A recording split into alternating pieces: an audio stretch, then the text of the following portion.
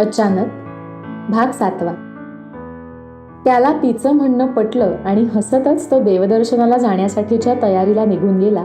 इथून पुढे दुपारचं जेवण आवरून सगळेजण आवराआवरी करायला निघून जातात. एका गाडीत सगळे मावणार नाहीत म्हणून त्यांचं 2 गाड्या घ्यायचं ठरतं. एका गाडीत रजत, त्याचे आई बाबा, श्वेता आणि रुही, तर दुसऱ्या गाडीत विहान, अनुष्का, विधिती आणि निवेदिता ताई होत्या. तुळजापूरला पोहोचेपर्यंत रात्र झाली, पण लॉज आधीच बुक करून ठेवल्यामुळे सगळेजण डायरेक्ट लॉजवर गेले. सगळेजण फ्रेश होऊन जेवायला निघून आले. आज बरेच दिवसांनी सगळेजण एकत्र गप्पा मारत बसले होते. लग्नाच्या गडबडीमध्ये कुणालाच निवांत वेळ मिळाला नव्हता. छोटी विधिती लॉनवर मनसोक्त खेळत होती. जेवणाची ऑर्डर आली तशी अनुष्का विधितीला जेवायला घेऊन आली. तेवढ्यात श्वेताचा फोन वाजला. ती तो उचलणार तेवढ्यात विजयाताईंनी तिला अडवलं आणि आपल्याकडे जेवताना कॉलवर बोललेलं चालत नाही असं त्या बोलल्या. खरं तर श्वेताला हे सगळं नवीन होतं. आजपर्यंत तिच्या बाबानेही तिला असं कधी अडवलं नव्हतं. ती खूप नाराज झाली. आतापर्यंत जेवढं जमेल तेवढं तिनं स्वतःला ॲडजस्ट करून घेण्याचा प्रयत्न केला होता, पण काही गोष्टी तिला जड जात होत्या. तिचा स्वभावच तसा होता. तिला असं बंधनात राहणं जमत नव्हतं. तिची चिडचिड होत होती. तिच्या घशाखाली अन्न उतरत नव्हतं, कारण तो कॉल किती इम्पॉर्टंट होता हे फक्त तिलाच माहीत होतं. कसं तरी आवरून ती रूममध्ये जायला निघाली. रजतच्या लक्षात आलेलं की हिचं जेवणात लक्ष नाहीये, पण त्यानं फारसं तिच्याकडे लक्ष दिलं नाही. ती धावतच रूममध्ये आली आणि तिनं कॉल आलेल्या व्यक्तीला रिटर्न कॉल केला. श्वेता, उद्या सकाळी पुण्याहून दिल्लीला जायला एक ट्रक निघणार आहे आणि त्यात 10 मुली आहेत, निहार बोलला.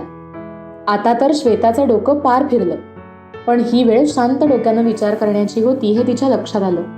तिने ओके म्हणून कॉल ठेवला आणि इन्स्पेक्टर सिद्धांतना कॉल करून सगळ्या गोष्टींची कल्पना दिली. 10 मिनिटात मी कॉल करून पुढचा प्लॅन सांगते, तोपर्यंत तुमची टीम तयार ठेवा असं सांगून तिनं कॉल कट केला आणि उद्याचं मिशन कसं पूर्ण करायचं ह्यावर ती प्लॅन करू लागली. तेवढ्यात तिच्या खबरीचा कॉल आला. त्यानं तिला ट्रकचा नंबर पाठवला होता आणि ड्रायव्हरचा नंबर पण सेंड केला होता.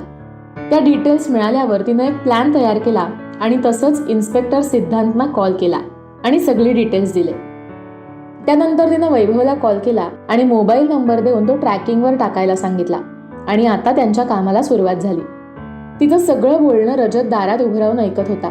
त्याला हे सगळं अनपेक्षित होतं. ही असं काही करते हे त्याला पटण्यासारखं नव्हतं. म्हणजे या बेफिकीर चेहऱ्यामागे एवढी स्ट्रॉंग व्यक्ती असेल ह्याचा त्यानं विचारच केला नव्हता. त्याला असं समोर पाहून ती थोडी दचकली. ती त्याचा हात धरून ओढतच त्याला पटकन रूममध्ये घेऊन आली आणि अंदाज घेऊ लागली की ह्यानं काही ऐकलंय की नाही. ती आत आली आणि दरवाजा लावलाय की नाही हे पाहायचं विसरूनच गेली होती आणि तेवढ्यात तो आला आणि त्यानं सगळं ऐकलं हे तिच्या लक्षात आलं.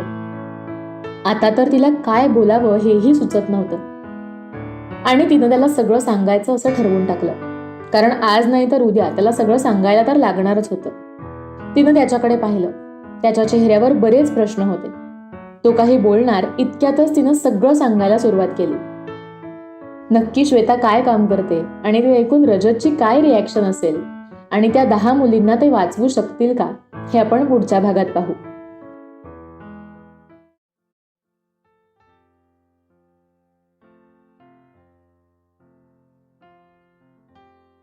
अचानक भाग 8.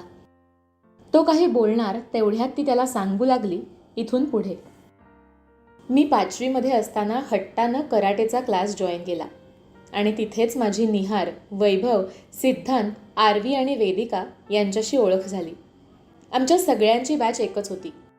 मला तर कराटेची खूप आवड होती. जेव्हा बाकीच्या मुली डान्स क्लासला जायच्या तेव्हा मी कराटे क्लासला जायचे. जेव्हा बाकीच्या मुली हॉलिडे वेकेशन एन्जॉय करत असायच्या तेव्हा मी मिलिटरी कॅम्प अटेंड करायचे. माझा स्वभाव असा हटके असल्यामुळे मला कधी जास्त मित्रमैत्रिणी नव्हते, पण जेव्हा माझी या 5 जणांशी ओळख झाली तेव्हा मी यांच्यात सामावून गेले. माझ्या फॅमिलीनंतर ही 5 जण माझी फॅमिली झाले. खरं तर आमच्या सगळ्यांचा स्वभाव सेम असल्याकारणानं आमचं खूप जमायचं. आमच्यात एक गोष्ट कॉमन असल्यामुळे आमची खूप घट्ट मैत्री झाली. ती गोष्ट म्हणजे आपल्या समाजात ज्या काही चुकीच्या गोष्टी आहेत त्यांच्या विरुद्ध सगळ्यांनी एकत्र येऊन लढायचं. आमच्या सगळ्यांमध्ये एक आग होती आणि त्या आगीनेच आम्हाला या सगळ्या विरुद्ध लढायला प्रवृत्त केलं. आम्ही सगळे एकाच बॅचचे नसलो तरी एकमेकांशी खूप क्लोज होतो. आम्ही जसे जसे मोठे होत गेलो तशी आमच्यातली ही उर्मी वाढतच गेली. जोपर्यंत आमची 12वी पूर्ण होत नाही तोपर्यंत ॲक्टिव्हली सहभाग घ्यायचा नाही असं आम्ही ठरवलेलं. नुसती उर्मी कामाची नाही, कोणतंही काम करताना योग्य ती परिपक्वता असणं हे तितकंच महत्त्वाचं होतं. मार्चच्या 15 तारखेला निहार, वैभव आणि वेदिका यांच्या 12वीच्या एक्झाम्स आवरल्या आणि आमचं नेहमीच्या ठिकाणी भेटायचं ठरलं. संध्याकाळी 5 वाजता आम्ही एका मंदिराच्या आवाराबाहेर भेटलो. येताना सिद्धांत स्नॅक आणि कॉफी घेऊन आला. हा आमचा नेहमीचा प्रोग्रॅम होता. खाऊन झाल्यावर आरवीनं बोलायला सुरुवात केली. निहार, वैभव, वेदिका, तुम्ही पुढे काय करायचं ठरवलंय? मला असं वाटतं की मी पत्रकारिता करावी. निहार, मला त्यात इंटरेस्टही आहे आणि आपण जे काही ठरवलंय त्यात मदतही होईल. निहारचं म्हणणं आम्हाला पटलं. आता हा आमचा बोका वैभव काय बोलतोय ह्याकडे आमचं लक्ष लागलेलं, कारण आमच्या या कॉमेडी जंगली माणसाकडून आम्हाला काही फारशी अपेक्षा नव्हती, कारण त्याला कधी या गोष्टींबद्दल विचार करताना आम्ही पाहिलं नव्हतं. पण आम्ही जे सांगू ते मात्र तो मनापासून करायचा. त्याचे ते फालतू पीजे आणि ते सगळंच अजब होतं त्याचं. पण त्याची एकमेव आवड होती ते म्हणजे कम्प्युटर. त्याला कम्प्युटरबद्दल खूप नॉलेज होतं. तो जेव्हा कम्प्युटर ऑपरेट करायचा तेव्हा असं वाटायचं की जसं काय जगातला पहिला कम्प्युटर ह्या नगानेच बनवलाय. त्यामुळे त्यानं कम्प्युटर इंजिनिअरिंग करायचं ठरवलं. आणि आमच्या वेदिका मॅडमनी MBBS करायचं ठरवलं. ही सगळी ठरवाठरवी झाल्यावर आम्ही घरी निघून गेलो. पुढच्या महिन्यात ह्या तिघांची एंट्रन्स एक्झाम होती, त्यामुळे ते तिघे बिझी होते आणि आमचं 12वीचं वर्ष असल्यामुळे आम्ही पण अभ्यासाला लागलो. ते तिघे चांगल्या मार्क्सनी पास झाल्यामुळे आपापल्या शिक्षणासाठी वेगवेगळ्या दिशेला गेले. पण आमच्या मैत्रीमध्ये कधीच अंतर आलं नाही. नेक्स्ट इयर मी, सिद्धांत आणि आरवी पण 12वी पास झालो. सिद्धांत आणि आरवीनी आर्ट्सला ॲडमिशन घेतलं आणि मी लॉला. सिद्धांत कॉलेज करता करता पोलीस फोर्स जॉईन करण्यासाठी कॉम्पिटिटिव्ह एक्झाम्सची तयारी करत होता आणि आरवीला स्टडीमध्ये फारसा इंटरेस्ट नसल्यानं तिनं बॉक्सिंग, जिम्नॅस्टिक क्लास जॉईन केले. एकीकडे आमचं शिक्षण चालू होतं आणि दुसरीकडे आम्ही NGO जॉईन केली. त्या NGO थ्रू आम्ही मुलींना सेल्फ डिफेन्सचे धडे द्यायचो आणि अभ्यासाचे धडे पण शिकवायचो. असं करत आमचा प्रवास सुरू झाला. निहार साहेबांचं पत्रकारिता पूर्ण करून झाल्यावर त्यानं एक न्यूजपेपरचं ऑफिस जॉईन केलं. वेदिका वराडकर हॉस्पिटलला प्रॅक्टिस करत होती आणि आपले वैभव राजे त्यांनी पण इंजिनिअरिंग पूर्ण केलं आणि एका चांगल्या कंपनीत जॉबला लागला. सिद्धांत पण PSI झाला आणि मी कोर्ट प्रॅक्टिस जॉईन केली आणि आरवीने कराटे क्लासेस सुरू केले. आता आम्ही खऱ्या अर्थानं स्वतःच्या पायावर उभे होतो आणि आता आम्ही ॲक्टिव्हली पार्टिसिपेट व्हायचं ठरवलं. खरं तर आमच्या कामाला कधीच सुरुवात झालेली. आम्ही बरेच वर्ष NGOमध्ये काम करत होतो, त्यामुळे आम्हाला बऱ्याच गोष्टी कळायला लागलेल्या आणि ज्या गोष्टी करताना बंधन असायचं ती कामं आम्ही बिनधास्त करायचो. आमचं एक मस्त नेटवर्क तयार झालेलं. आमचे निहार साहेब उत्कृष्ट पत्रकार होते आणि वैभव तो इतरांसाठी एक कंपनी एम्प्लॉई होता, पण आमचा मेन हॅकर होता. आम्ही झडलो पडलो तर आमची वेदिका होतीच. पंच द्यायची वेळ आली तर आरवी मॅडम होत्या आणि सिद्धांत आणि मी कायदेशीर प्रॉब्लेम आला तर होतोच. आमच्या कामाला सुरुवात तर झालेलीच.